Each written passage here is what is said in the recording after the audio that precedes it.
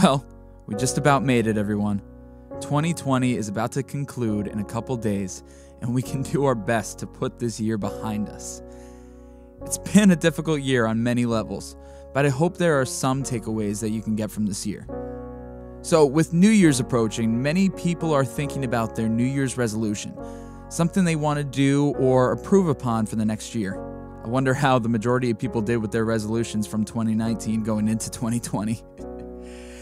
The beginning of a new year is a great time to set new goals and kickstart new things. However, any time is a good time if you fully put yourself into it. My friend Harrison and I got a little head start into the resolution game for 2021. Harrison and I have started a new blog called That First Step, which will be bringing you content about our first steps in chasing after personal goals. We have embarked on a 6-month challenge to better and enlighten ourselves in our own individual ways. For Harrison, he's taken up learning languages, specifically working on Spanish for now. I decided to improve upon my physical wellness and mindfulness. Though we're going after different things, this whole challenge boils down to self-accountability, discipline, determination, resilience, and consistency. You see, Harrison and I have tried to do these things ourselves, but would either become unmotivated or get caught up with something else. It's much easier to go into something if you're going into it with another person. That way, we can keep ourselves accountable and on track. As we go through this process, we'll be detailing our experiences in the blog and sharing other content that might even inspire someone else along the way. Also, part of the whole experiment, Harrison will be joining us on the podcast monthly, where we'll both talk about the experiences that we've had in the past month. We officially started That First Step on December 1st, and though the month is not completely over, we felt it may be a good idea to squeeze in our first podcast installment before the year was out. Thank you for tuning in to Walsh Wednesday, the Reflective Series. This is part 1 of our That First Step installments, and without further ado, let's get into taking those first steps with Harrison and I.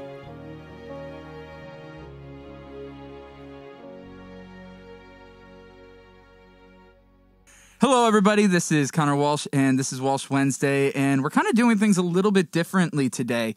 Today, we are doing our first segment of That First Step, which is a 6-month motivational challenge that my buddy Harrison and I are doing to work on self-improvement on different aspects of ourselves. Yes, as I said, this episode is going to be a little different because it's going to be a little more conversational back and forth, and I have Harrison with me today. And also, I just want to point out, this is the first in-person interview of the podcast. Ooh. So this is exciting. And Harrison, I know we've talked about this before, this being your first time, quote unquote. You've been on Walsh Wednesday before, and you probably don't even know it. Yeah, that's probably true. Because you were featured you kind of cameoed in an episode back in 2017. Old footage of me doing a performance back in high school, and you were in that said video. Was it the Bro Lives one? No, it wasn't that one. We were performing outside the last day of school. Oh, yeah. Yeah. The Riley on the drums? Exactly. Yeah, that was a good time. So, technically, this is your second time on a Walsh Wednesday. Yeah, I guess I should say thanks for having me back then, Connor. It's a pleasure to be here. You know, ever since I first heard of the Walsh Wednesday podcast, it's been a dream of mine to come on the show, so thank you. Since November? Yep, since November, that's my next dream. I knew I had to achieve it somehow. And I actually thought of this whole thing just as a ruse to get on your podcast. So, well, I think it's a pretty good ruse, and not just to get onto it, but a recurring skit, too. I don't know how I made it this far in life. Might as well just retire now. I peaked. Oh my gosh. Harrison and I have been really good friends since high school. We sat next to each other in mixed chorus freshman year. And I remember I would be talking to another friend of ours, Josh Ritchie. He was on my left. Harrison's on my right. I would talk to Josh a lot, but Harrison was really quiet. After like 2 weeks, I finally looked to my right and just go, "You're quiet, you know that?" And from that day on, Harrison's been cursed. That's right. This man has broken me out of my shell, and whenever I want to crawl back in, he just drags me away. Kind of like what they say, the extroverts adopt introverts. Dude, you've always had so much energy, personality, and potential to you. It's thank you. It just had to get out. Yeah. I'm glad you think so. Do you still consider yourself more introverted these days? Well, okay. So just to clear up the whole like introvert extrovert thing, being an introvert doesn't necessarily mean that you're like shy and scared of contact. It True. just means that like you need a break from people. You need to like go in your room and like take a nap or play games or something by yourself and recharge. So in that sense, yeah, I consider myself like an outgoing introvert. I love talking to people. I love like going to parties and spending time with people. But there comes a certain point when like I need to break away or else I'm going to lose my mind. It's interesting that you say that because I agree with what you said, but I consider myself more of a held back extrovert at times. Like, I thrive off being around people. I'm like a golden retriever. I just love people, and I love going out, and I love social interactions and all that, but I do need my time for recharge, of course, like anybody does. Right. But still, you know, the way we describe ourselves, very similar, but interesting that we see it on two different sides of the coin, though. Sure. And I mean, I guess most people just fall somewhere in the middle. Like, I'm sure there's very few people who can go around all the time, like partying, and people who just are hermits. But, oh, yeah. Yeah. Yeah, no, there's definitely the in-between and all that.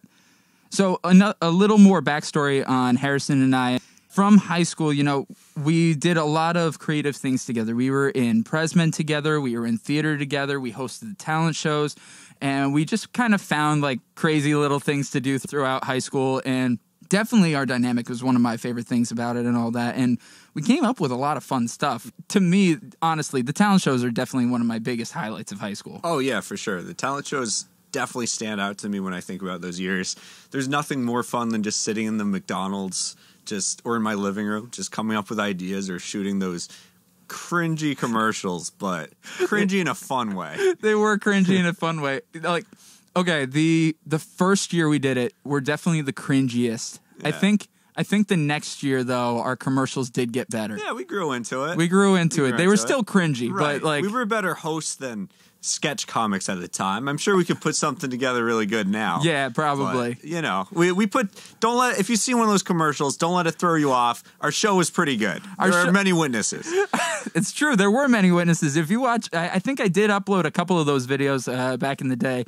You can see the intro song that we did. We rewrote the lyrics to "Oh What a Night" and did that big opening number. Everybody loved that. Yeah. And then Green Day's "Good Riddance," which ended up kind of becoming the senior class song of that year. It was the unofficial one. I forget what the class song actually was, but everybody started singing Green Day instead all the time after that. Yeah, I like to think we had a little something to do with that. Oh, for sure. Totally. But no, that was such a good time. As you said, yeah, no, the McDonald's, we would be working there. We shot a couple things in there at your living room. Right. Yeah, no, and the show itself was just phenomenal. It was probably the most energy got to have and experience. The show was incredible. Like that, Presmen was the fun. Musicals, yep. All of that. Just it sort of like introduced me into the world of like creativity that even though I went a different path in college, I couldn't quite stay away. There you go. You know, when we've met together to work on something since then. Nothing's really come to fruition yet besides this, but, you know, maybe in the future. Oh, yeah. There's going to be a lot from Harrison and I to look forward to. When anything materializes, we'll see. But we have that first step, and we're taking it kind of, you know, a step outside of our comfort zone when we're working on that first step, because in the past, when Harrison and I would do something, as I said, it was much more of the creative realm. But this time, it's kind of, how exactly would you describe that first step? Where would you say that it kind of stands? It's definitely, from my point of view, an experiment into how far you can really go in the effort to improve yourself. The idea kind of came to me on a whim. I didn't really plan anything out. I talked to Connor about it. He was down. So I'm really not sure how far it's going to go. But where it is now, I'd call it an experiment just to see if I can improve this aspect about my life in 6 months. In my case, if I can learn Spanish to a conversational level in 6 months without classes, just by whatever resources I can find on my own. So I think that's how I would describe it. Yeah, in your case with learning languages, it's always something you've been interested in, but however, you've told me that you don't consider yourself that great in. Oh, yeah, I'm horrible at learning languages. When I did take a little bit of Spanish in high school, and at the end of the year, I was told by the Spanish teacher that maybe I should consider French 1 instead of moving on to Spanish 4 or whatever it was.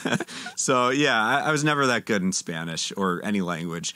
And I kind of just put it off. I was like, I'm not going to learn a language. I live in the U.S. We all speak English here. I don't really care.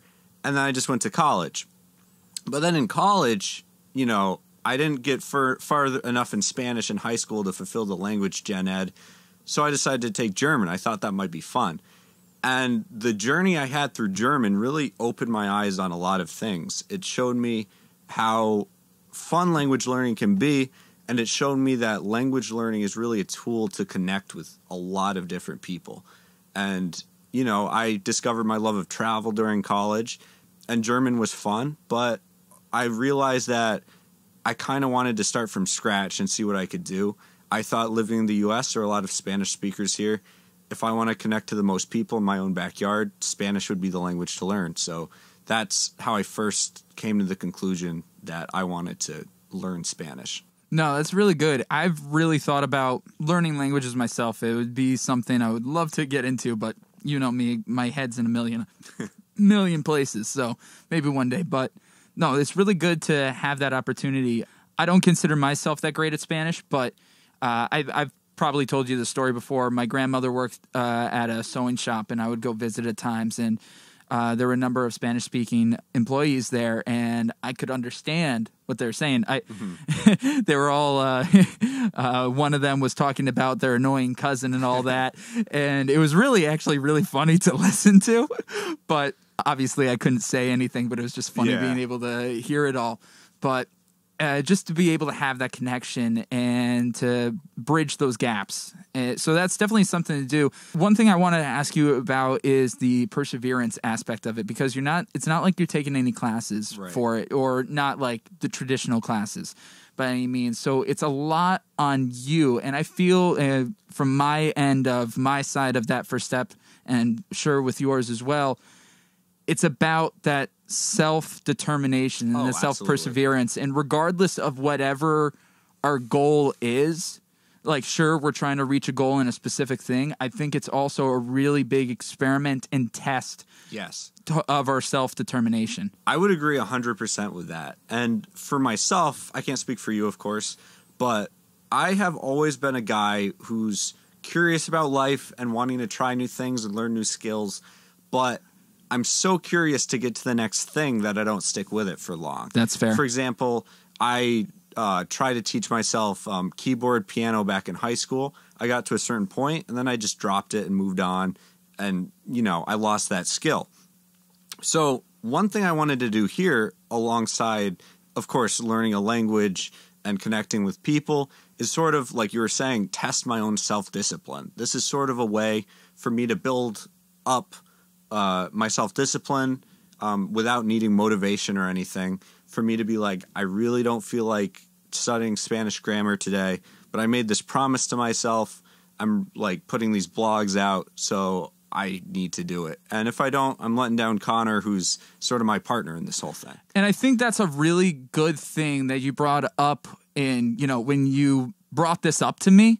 It's like we'd be using each other as that support. We'd be going back and forth on each other. We'd be checking in on each other. Though we're not doing the same thing, we're still using each other to get that support and to keep each other in check and in line. And I don't know about you. I know we're not even a full month into the challenge yet. We're just about to be. But for me, at least, I'm definitely seeing my self-discipline in not just the challenge, but other things get better as well. Oh, yeah, definitely. Yeah, for me, like, sticking with this and holding myself accountable for something, especially during the pandemic when we've all been locked inside for God knows how many months. Some of us are unemployed, some of us are in school. It gets hard to keep yourself on track and make sure you're actually doing productive things. So I think that this is a way for me to slide back into that whole thing and hold myself to an accountability that I've never really held myself to before. And I do find myself like being able to like, get up at a more decent time every day, actually not putting things off till tomorrow when I might have last year. I don't want to say it's only because of this, but I think this has a large part to do with it, is making sure I'm actually doing what I'm supposed to every day. Yeah, no, I totally get that. I'll admit, the one of the hardest things for me in this challenge, I said I wanted to wake up earlier, and the first thing I would do in the day is my workouts.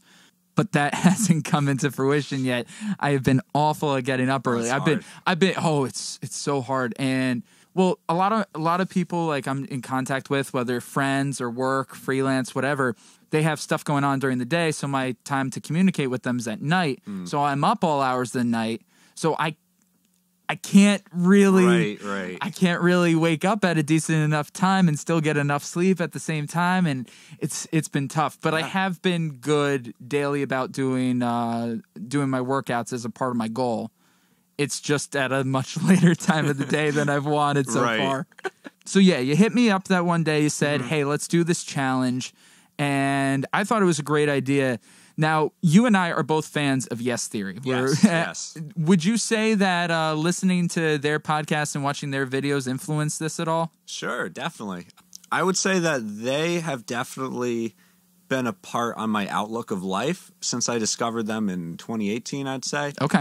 And I definitely agree with their philosophy. For those listening who might not know, they're all about seeking discomfort, going outside your comfort zone, and just doing the things you've always wanted to do. I've always felt the same way. I don't want to be the kind of guy, and I know like your whole saying is I'd rather regret nothing than do nothing at all. Yeah. Quote by Walsh. But yeah, I agree with both of those things, that I don't want to see my life go by and say, man, I wish I'd done that. I wish I'd learned how to do this thing, because, you only get one shot as far as we know. So make the best of it. So yeah, I would say Yes Theory definitely inspired that aspect, and also me watching them, having their platform to get their message out to, they have like 5 million subscribers now. 6 million. They just reached 6. Yeah, that's right. So, I don't think that, I don't want to put too much hope that we're going to get that big or anything.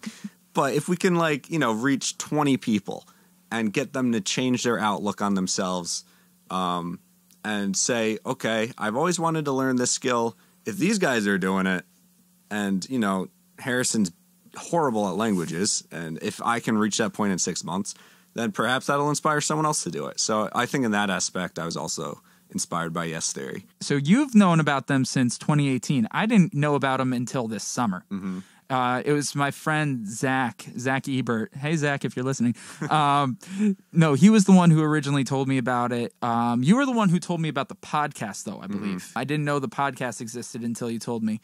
The podcast really inspired even just Walsh Wednesday in general, and this iteration of the podcast. And It's like, you know what? Like, I could do the podcast, and it might be even easier. It hasn't been easier, but I thought it was going to be easier. But no, but I still like this platform and the format, and definitely what they were doing, style, format, and everything. That really inspired me through this. And over the summer, listening to their podcast really helped me stay going and all that, because there was so many times that I just wanted to break down and cry and just not do anything, because it was a really hard summer. Yeah. So that definitely helped me a lot. So when you brought this up, first of all, I just love working with you. I've always said I've loved working with you, and like anytime we have the chance to do anything together, I'm like, yes, because you sent that message like, hey, I got an idea for you. It was like, yes, now what is it? Yes. Connor, I feel the same way. There's a reason why you're the first and only person I texted about this. Heck yeah. So I'm honored. So yeah, we've mentioned with you, you're learning the languages. Yeah. I don't think I've really mentioned what I'm doing yet. Why don't you talk yet. About your whole project there, bud? When Harrison hit me up about this, he said stuff wanted to do on your bucket list, not necessarily like traveling anywhere kind of thing, but something that you wanted to do to improve upon yourself. And I said to him, I was like, I don't know if this counts in your mind, but I really wanted to get back onto my wellness. Over the year in the summer especially, I was really good about my fitness and working out and all that. But come late August through November, I totally dropped off the map with that. And I wanted to get back into it. And especially I learned so much about stretches. I learned so much about calisthenics. I learned so much about meditation and mindfulness. There was a lot of stuff that I learned and wanted to apply, but I kind of stepped away from for several months, pretty much majority of the fall. So when you hit me up about this, I was like, this is exactly what I need. This is the exact kind of accountability I need to get back into it. Right. And I've been extremely grateful for it because I have been much better about it. Just to let y'all know, I'm normally a steady 165. During those few months I wasn't doing anything, I was just about to hit 190. So if that shows you where my head was, where my stomach was, and just where everything was in those few months, I think that tells you. I don't think I've lost any weight. I just checked myself in the scale. I was 185. But my flexibility's gotten a lot better. That's great. Just it's not even a full month yet, but I can tell my flexibility is a lot better. I can do things that I wasn't even doing over the summer. Oh, good. So I can pull that off. How's your endurance for running or anything? It's not the greatest, and the reason why is because of the weather. I haven't been outside to run as much. Right. And you want to know something I just started doing like a couple days ago, which I'm kind of like face-palming myself about? Sure, what? Running in place. Oh. It's like, I know it's not the exact same thing. Yeah. But it's still an aerobic exercise. Yeah. And if you like set a timer and all that, you're working your heart rate, you're still breathing. And one of the things, being a singer, it was more for the endurance for my lungs and breathing that I was worrying about more than anything. That's important. So what I'll do now, like I've only done this for maybe like 4 days now. I'll just like put on a video or a movie for like 15 minutes and I just run in place. I mean, yeah, that's great. Like without a treadmill, that's the next best thing. It's not the same feeling on your legs, of course, but it's definitely, as I said, an aerobic and cardiovascular exercise. So it's that life hack for you. Yeah, there you go. Running wise, I'm not at the same pace that I was over the summer. Yeah. But I can tell you my flexibility is better. I talk about in the last installment that I put out for that first step, the blog, which we'll talk about in a second, more about the blog and where you guys can check that out. Yeah, I realize we haven't discussed what it is, really. Yeah, it's just a vague conversation. Yeah, it's just a vague idea. As I mentioned in that, I realized I wasn't doing a lot of the exercises properly. Sure. So yeah, it's always hard without a trainer. It is hard without a trainer, and somebody to tell you is like, hey, your posture's off, your form isn't right, something like this. Yeah. It's hard to evaluate it myself unless you know like you're really hurting, which started happening for me. And it was like, I'm in a lot of pain. What am I doing wrong? And as soon as I figured that out, prior to that, I was emphasizing quantity over quality. It was like I wanted to do an extreme amount of reps. Right. Rather than get quality reps. And that was my problem. And because of that, my form was bad and all that. When I started focusing much more on quality rather than quantity, I'm doing much less reps. Hell, I needed to start doing like knee push-ups to get like the form back. Yeah. There's no shame in that. There's no shame in that because like, honestly, I want to make sure I'm doing it right. Yeah. And, ever since like I really started working on the form again, I can tell it's made a difference. Sure. And I think that's a very important lesson that you've learned that could apply to multiple different things. Like you want to get to your goal as soon as possible. So you're putting in the hours, you're putting in the but you're leaving out the quality, and that sort of negates all of it. So you want to make sure that you have a sort of idea of what you're doing going into it. And even if you don't have the right idea right away, be okay and accept the fact that you need to change something. Yeah. Yeah. Like be open-minded about it and not stuck in your way. Yeah. If Connor had been like that, you would have gotten injured a lot.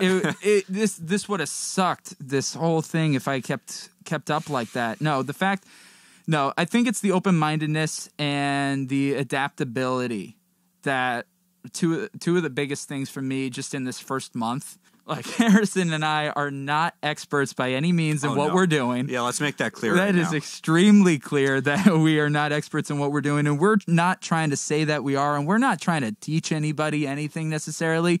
We're hoping to inspire through what we're doing, but we're just simply telling our stories and our experiences. Yeah, I mean, the whole idea behind this isn't to teach you Spanish in my sense, or for Connor to teach you the best way to do a push-up. I mean, that might come across depending on how vividly we describe the detail in our blogs. We'll see. But the main purpose is to show that us, two normal guys who aren't really knowledgeable about these subjects, go into it and improve ourselves within a time frame, which in this case is 6 months. Yep. The goal is really to just show that anybody can learn pretty much any skill at any age just by applying yourself and staying committed. Learning a skill compared to mastering the skill are two different things. That is true. My goal is just to become conversational in Spanish. I just want to have conversations with people since, after the pandemic, I'm hoping to travel around a lot, meet a lot of different people. Yeah, I want to have conversations with them. I don't want to write my PhD thesis in Spanish. That's a whole other thing. And I think that's another thing that stops people from learning. You see a classical pianist and you're I'm not going to learn piano because I could never be that good. And it's the odds of you being that good are very low, but you don't have to be that good. If you learn now, you could be pretty decent in a year. You don't have to be a master at something. You could just learn it and be good at it. The difference between being good at something and being a master is so high. You don't really need to be a master. No, by no means. And it's interesting that you mentioned the piano thing. They teach us a lot in music school, how they would say it was as long as you keep your health over time, decades later, you're going to be magnificent musician. Mm-hmm. Don't think anything about yourself right now. Don't think anything about where you are now, but just keep working towards it. Yeah. And, it's one thing that I think this is eliminating, this experiment that we're doing, is really coming after the all or nothing mentality. Mm-hmm. All or something. Yeah. Because try not to have it be nothing, because if you do nothing, nothing's ever going to happen. Right. But if at least it's something, a little bit, you're chiseling away at something each day, then you'll eventually get there. It may not be the pace that you want, but a little bit each day or something. Exactly. And this isn't to say that just try something that you really want to do and then it's okay if you give up on it. No, follow your dreams, stick to your dreams, but realize that you can achieve your dream and be where you want to be without looking at the number one person in the world and comparing yourself to them. Don't compare yourself to the number one person in the world in anything unless you're a genius or a child prodigy. Just figure out what's realistically possible for you and shoot for that. And you could achieve pretty much any dream you want, I would say. One thing that we're doing with that first step is we're going to have Harrison on monthly. We're going to be talking about our progress with things, where we stand, what we learned, and things like that. So you're going to be hearing Harrison on Walsh Wednesday fairly often. Get used to it.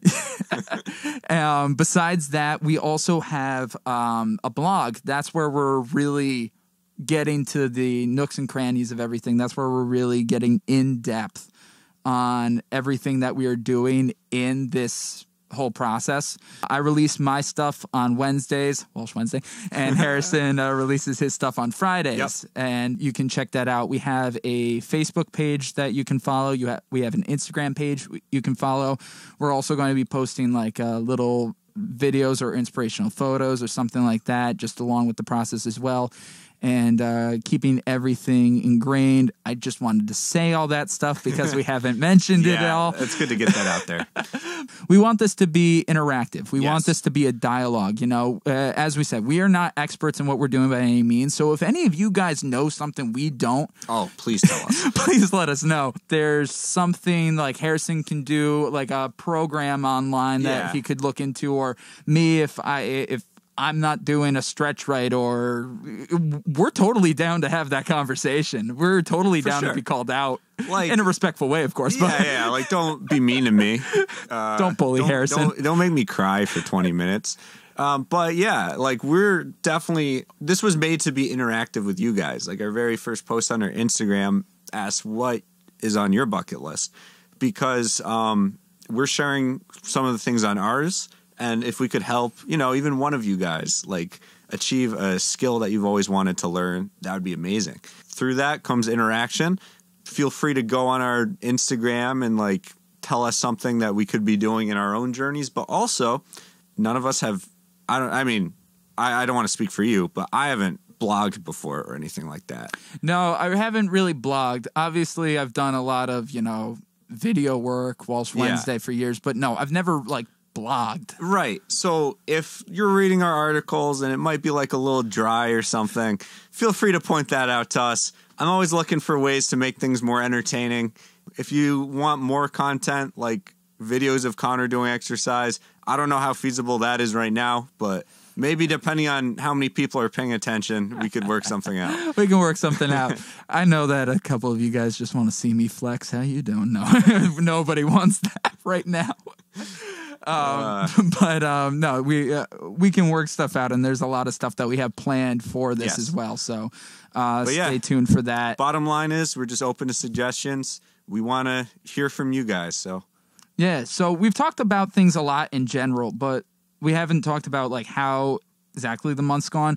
What are things that you are doing in this first month that really got you, onto the journey? What were your first steps? Okay. So basically I wanted to take this from a different route that I had been learning German. The reason I decided to start over with Spanish and not continue with German was because I wanted to try a few different approaches. I was kind of stuck in my ways with German, and I sort of wanted to see what would work. So I'm not doing classes, of course, and I decided to look at different online apps and websites to see what would work. So every day I'm going through Duolingo, of course, because that's where you start if you want to learn a language. And I got to say, I really like Duolingo. It's especially for Spanish. I don't think it's that great for every language, but for Spanish, it's got a lot of content. And if you're just starting off from scratch like I am, it's a great place to start. So I've been doing that every day. I wanted to try a few different things out, so I got Babbel.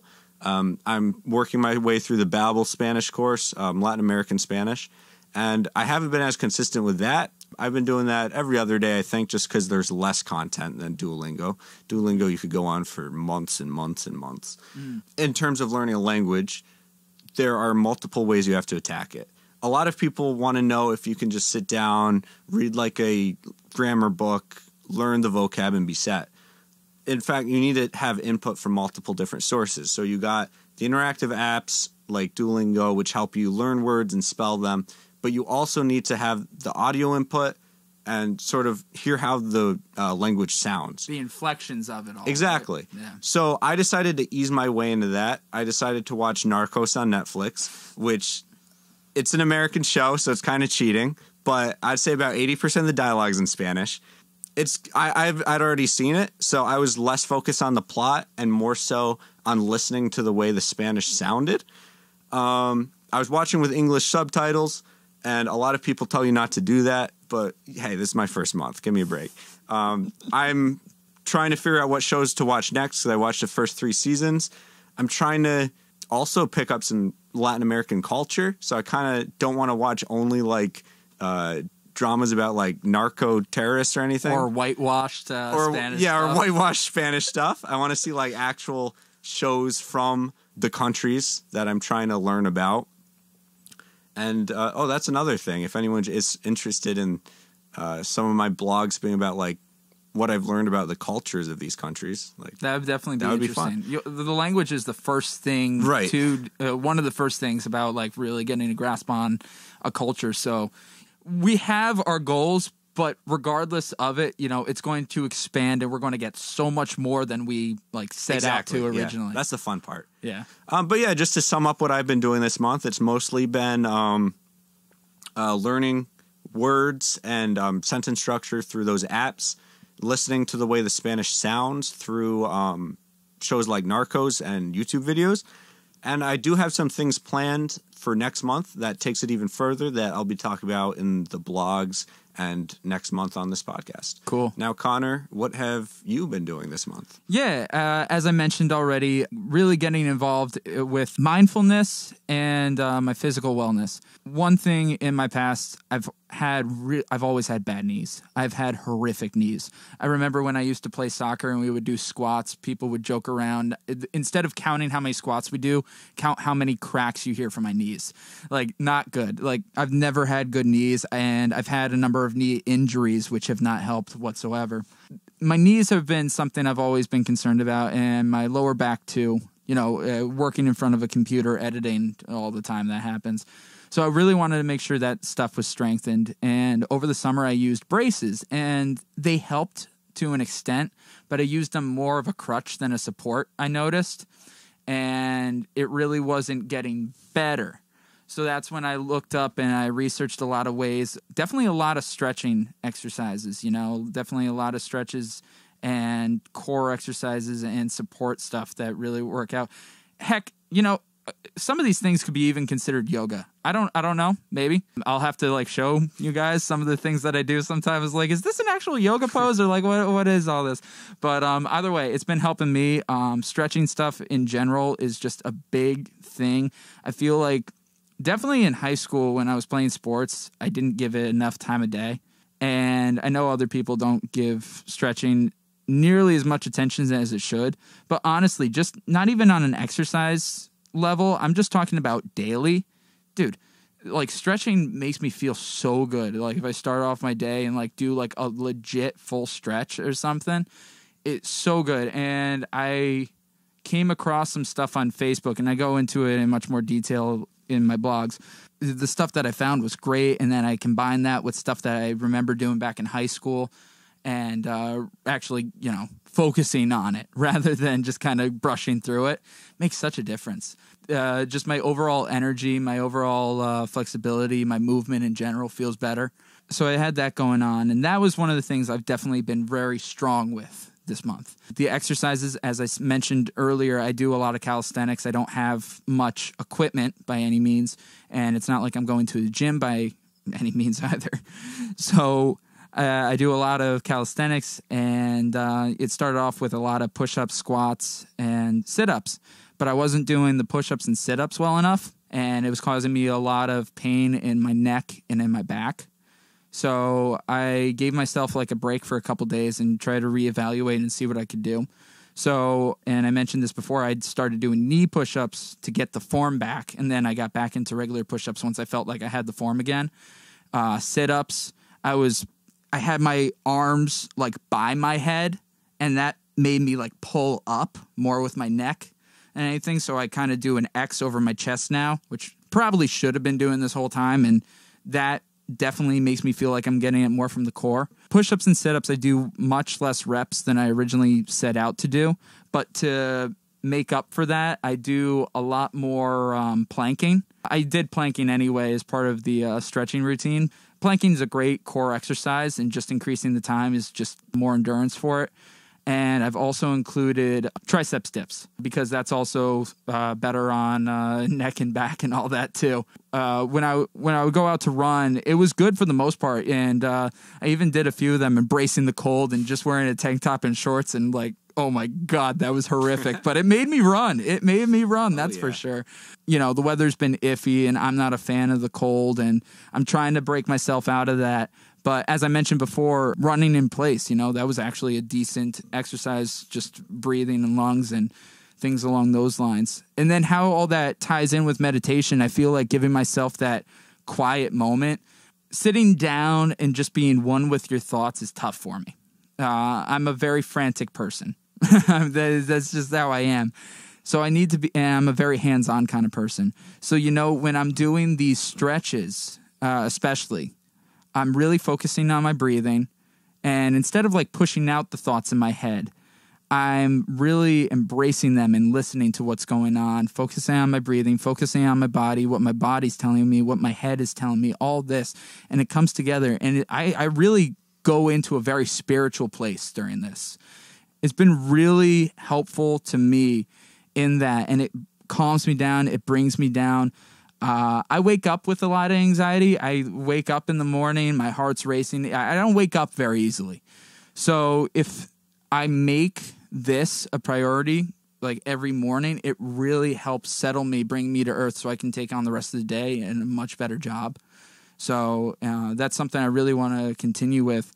But as I said, my sleep schedule with the holidays and work and various things, it's so screwed up. Sleep is the thing that has been my most challenging part of this whole process. I would like to get that better, but we're only on the first month. So that's a little time. Yeah, so that's kind of what we've been doing. Harrison, what do you think is the most challenging aspect for you in this journey so far? Well, right now I'm still on the pretty basic stuff, so it's all relatively easy. I would say that the most challenging thing is just sticking with it. Just to remember to do it every day, even when I'd rather not, even when I tell myself I have 100 other things I have to do. Like we said earlier, part of this whole thing is teaching yourself self-discipline. Yeah. And if you allow yourself too many breaks, voice crack there, then that kind of undermines that whole thing. So, like just being consistent, trying to do it for 45 minutes to an hour a day and not, cut myself any slack there, I think is the hardest part. But so far I'm doing a good job. Hopefully as the actual content gets harder and I have to challenge myself a lot more with that, hopefully I can still commit as much time and still walk away with the same stuff. No, that's good. Yeah, no, the consistency is key. And as we mentioned before, it doesn't have to be everything every day. Right. As you said, if you have like an extremely busy day or you're not feeling well or whatever, like at least do something. It doesn't have to be all of it, but at least do something. Yeah, like if you're like me, you're learning a language, Duolingo lessons take like 5 minutes per lesson. Just like hop on that, relax, do a lesson quick. If you're like Connor, I don't know, maybe like do a stretch and do like 10 push-ups. That's all. Yeah. And that still counts for your day. I mean, try and have most of your days be a lot more substantial than that. But if you're having a really busy day, even if you just get the tiniest bit of effort in, that still counts and you'll feel a whole lot better about yourself. Yeah, personally what I do, if I have like a really busy day and I'm afraid like I'm not going to get to everything or I start late or something like that, I always try to make sure I get the stretches in above anything else. That is the thing I prioritize the most out of what I'm doing out of the routine, because I can tell that definitely makes a big improvement to my overall wellness for each day. Yeah. And in the long run, it's definitely helping me improve as well. Obviously, the other stuff will help me improve a little faster and it's a little more specific, but at least I know that thing, like if I can at least do a little bit of that will really help me on the right progression. Yeah, the important thing is that when you go to sleep at night, right before you fall asleep, you can tell yourself, I did something today that pushes me forward in whatever I'm trying to do, closer to my goal. Even if that thing is just stretching or just doing one lesson on Duolingo for 5 minutes, that's still something. If you decide you're not doing anything, then it's that much easier for you to fall off the bandwagon and give up. Yeah. Which, if you're trying to achieve the goal, is the worst thing you can do. I guess just some of the takeaways from that are don't be too hard on yourself. Do what you can every day and just do your best. And don't beat yourself up about anything. Be kind to yourself. Yeah. And I think that kind of wraps things up really well. I don't think there's really much more that we can say, being that this is still early on in our journeys. This little baby stage. 1 month almost done out of 6. Yep. So we still got a ways to go, and we're going to see how this all goes. Yep, we've got a whole journey ahead of us. So with that, please check out the That First Step blog. That's actually an extension of my website at the moment. We want to have our own domain for it eventually, but in the meantime, it's easy access. I don't got to pay any more money than I'm doing already. So you can find it on the extension on my website, connorwalsh.music.blog, and then up in the menu, you can find That First Step. Check that out. Please check out the Instagram page. Check out the Facebook page at that.first.step on both of them. And if you have any questions, comments, or anything that you want from us out of this, let us know. Oh, please let us know. hit us up on any of those platforms. Message us personally. Look, this whole thing, like we said, is all about interaction. Please tell us your thoughts. Please tell us your ideas about how we can improve either the site itself or our own journeys. And if you want to learn your own skill alongside with us, it's not too late. Just in the comments of one of our posts, tell us, how your progress went for that week or whatever. And, that'll be really cool. We could all do this together. We would be happy to learn from you. It'd be great if we can teach you anything. We're not looking to teach. We're hoping to inspire, but who knows? Just as we said, we have our goals, but we're going to end up learning much more than what we're setting out for anyway. So it's like the Wild West out here. Anything can happen. So with that all being said, I'm Connor. I'm Harrison. And we're very glad we got to spend some time. Yep. Thanks for having me on, Connor. Love you, bub. I know we said the closing catchphrase already, but I want to leave you on one last thing before we conclude the final episode of 2020. Auld Lang Syne is a classic song that is sung this time of year as we all come together celebrating moving forward. So, as we ring in this new year, I hope you can still look back on some good times, learn from some hard times, and look forward to new times. For the final Walsh Wednesday episode of 2020, here's my rendition of Auld Lang Syne. Who knows what 2021 has in store? Whatever is to come, I can't wait to spend some time.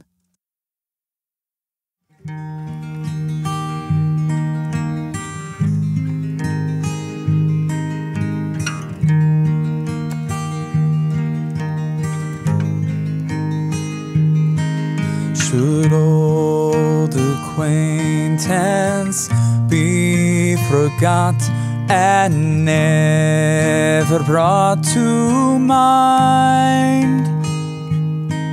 Should old acquaintance be forgot and days of Auld Lang Syne?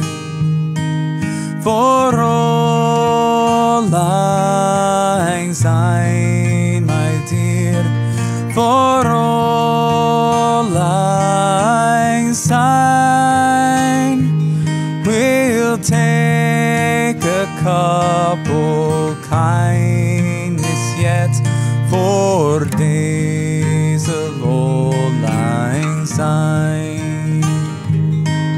We twa hae run about the braes and put the gowans fine, but we wandered money a weary foot sin days of Auld Lang Syne.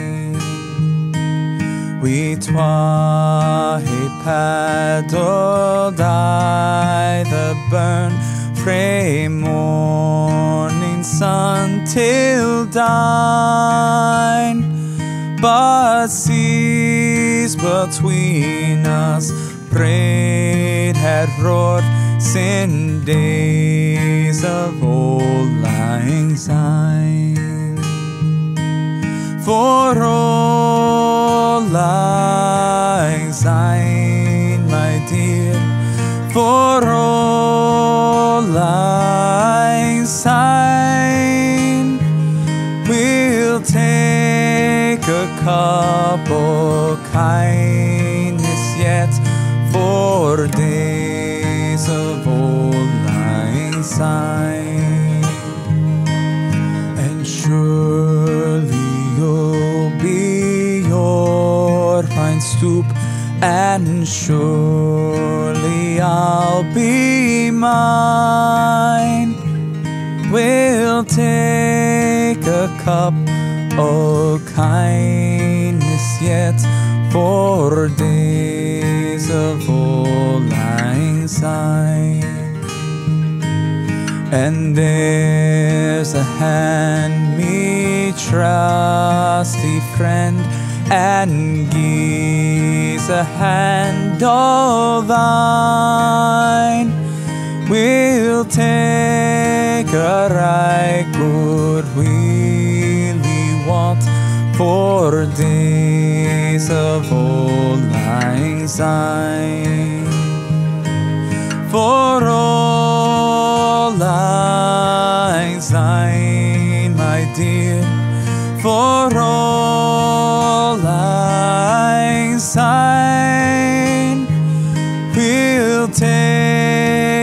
cup of kindness yet, for days of old lang syne.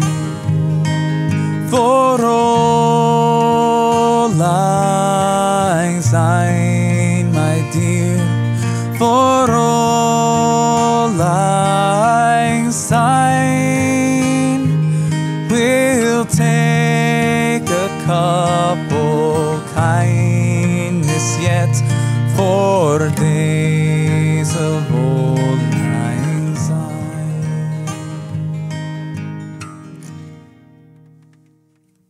Happy New Year, everyone.